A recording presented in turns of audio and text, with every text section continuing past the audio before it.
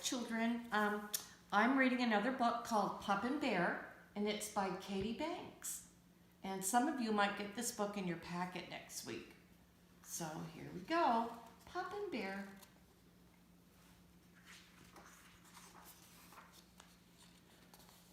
Whoosh!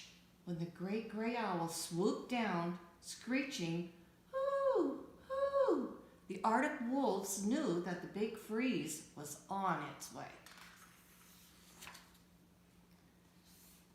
They took shelter in a snowdrift, and they listened to the fierce wind roar and holler. They watched the snow blow in spirals, wrapping the world in a fluffy white coat.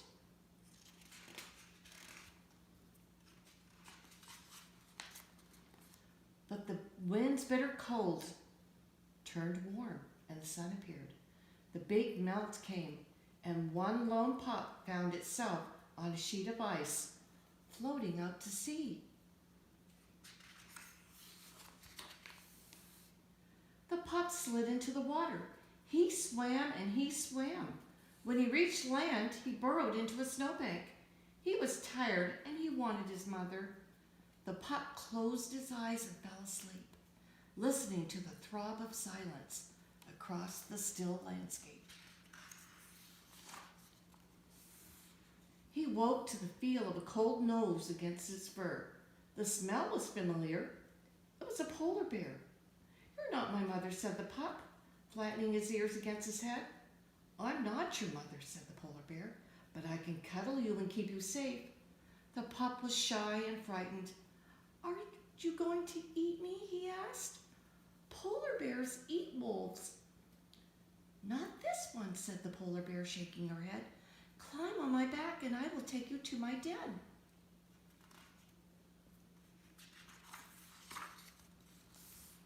The pup stretched a paw forward cautiously. Then he climbed onto the polar bear's back, and they crossed the tundra under the watchful eyes of the baby puffins learning to fly.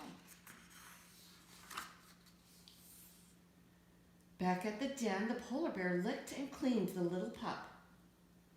"I am not your mother," she said, "but I can feed you and keep you warm." The next day they set off across the wintry tundra. When they spotted a walrus with long, sharp tusks, the polar bear bellowed and chuffed.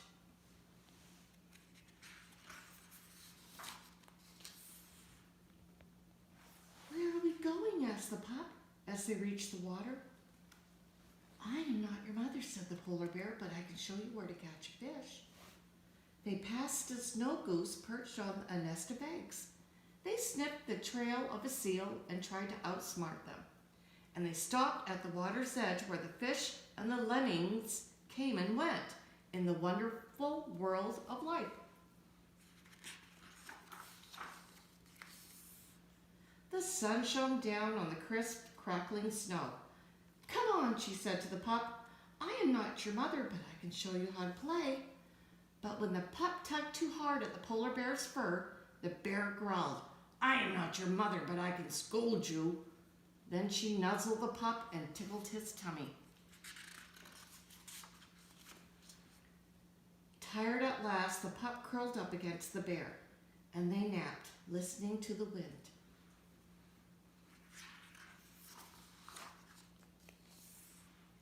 The earth turned round and round, and the big freeze came, followed by the big melt, until at last the polar bear nudged the wolf, who wasn't a pup any longer. "I'm not your mother," she said, "but I know it's time for you to go." She nuzzled the wolf one last time, and the wolf nuzzled her back. Then he walked out into the world. The wolf howled to the midnight sun, which glowed on the horizon, where the day ended and the night began, and he was answered by the cry of another wolf. Soon he was leading his own pack across the frozen tundra.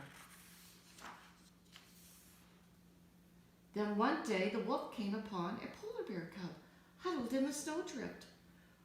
"Where's your mother?" asked the wolf, but the cub didn't know. The wolf sniffed the cub and rubbed him with his wet nose. "You're not my mother," mother, said the cub, cowering. I am not your mother, said the wolf, but I can cuddle you and keep you warm.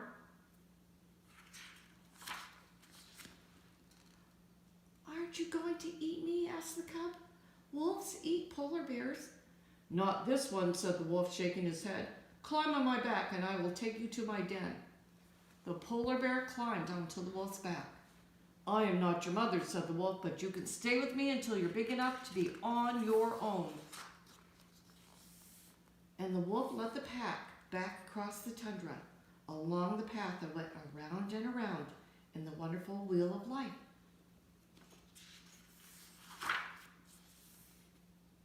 There are the polar bears.